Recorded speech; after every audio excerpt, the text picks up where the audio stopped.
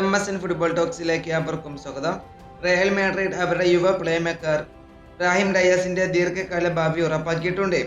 25 വയസ്സുള്ള മൊറോക്കൻ താരം 2031 വരെ ക്ലബിൽ തുടരുമെന്ന കരാറിൽ എത്തിച്ചേർന്നതായി ഇപ്പോൾ റിപ്പോർട്ടുകൾ സൂചിപ്പിക്കുന്നു.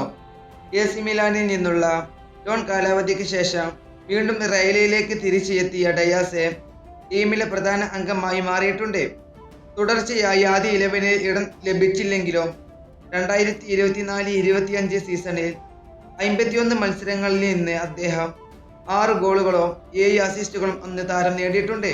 അതുപോലെ തന്നെ അത്ലറ്റിക്കോ മാഡ്രിഡിനെതിരെ ചാമ്പ്യൻസ് ലീഗിൽ നേടിയ നിർണായക ഗോള് അദ്ദേഹത്തിന്റെ പ്രകടനത്തിലെ പ്രധാന ഒരു ഹൈലൈറ്റ് ആയിരുന്നു. ഈ പുതിയ റയൽ മാഡ്രിഡ് ഡയാസിന്റെ കഴിവിൽ എത്രത്തോളം വിശ്വാസം അർപ്പിക്കുന്നു എന്നതിന്റെ ഒരു തെളിവാണ് ഇത്. ഈ താരത്തിന് 2031 വരെയാണ് ഇപ്പോൾ കരാർ കൊടുത്തിട്ടുള്ളത്.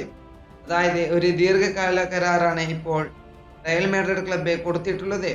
നമുക്കറിയാം, ഇപ്പോൾ സാബി അലോൻസോയാണ് റയലിന്റെ പുതിയ പരിശീലകൻ.